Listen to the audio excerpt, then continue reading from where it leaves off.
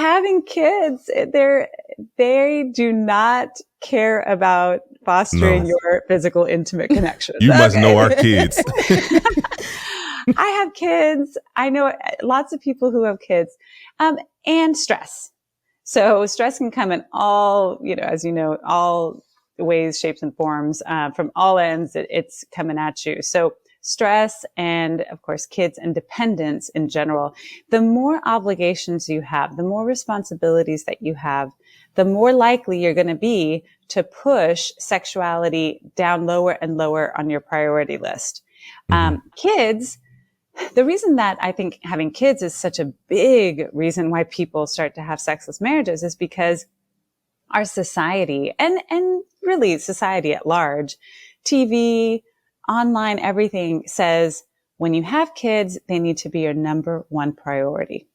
Right. And so everybody's being told, especially for moms, Devin, I have heard you are an amazing dad as well. My team did some research and all of that. So, but Asha, like, it's on you. Ultimately, it's on you. And at least that's the way that society sees it. Between the two of you, you could have different ideas, but there is this sense of the buck stops with moms. And so on top of having to go through whatever it is that you have to go through to make a child happen and to have them come into the earth, onto the world, I think it's just so important to remember that then the emotional labor that comes with it, societal pressure to have motherhood look a certain way, all of that is totally not sexy. And it makes moms and dads think, especially moms, think that their kids and their needs are number one. Almost like, well, your kids are so helpless that they will not survive without you for the 30 minutes that it takes from beginning to end to go connect with your partner.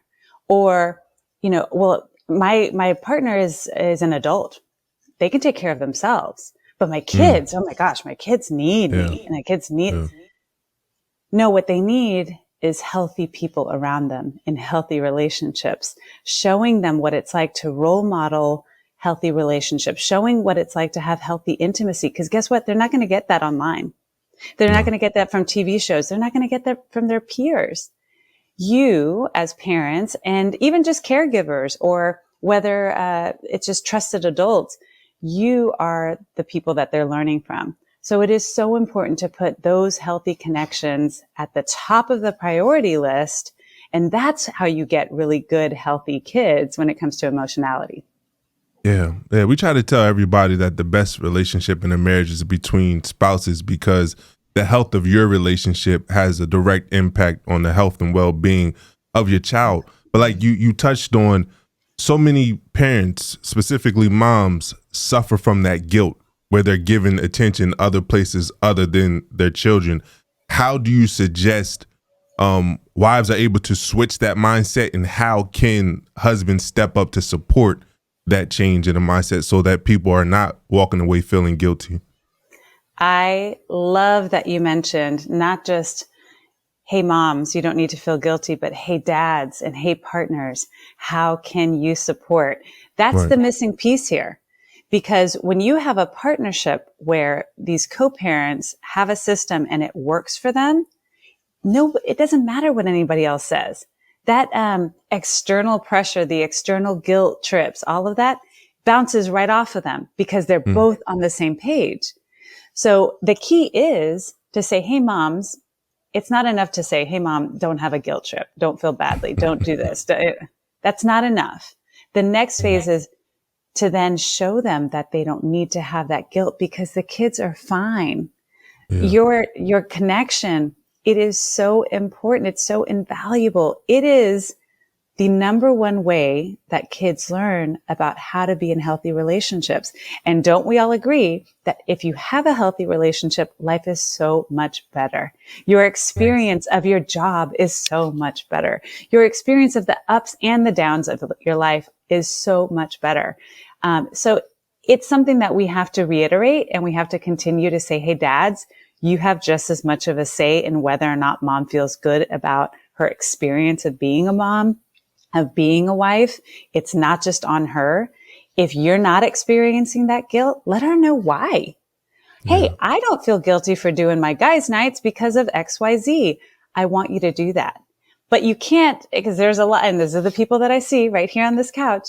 You can't say that out of one side of your mouth, and on the other side of your mouth, roll your eyes when she says she's going to go get a massage, or say, "Are you sure? I don't know. What do you want me to do with the diaper bag? Wait, can't your mom just come pick them up?" Like, right. you can't say, "Yes, I'm going to support you," and also have these verbal and nonverbal cues let her know he's not really okay with it. The other piece of it, and this is something that we've talked about in sessions quite a bit, is weaponized incompetency. That is just a big word for saying that you pretend that you don't know how to do something so that your partner can come over and do it for you.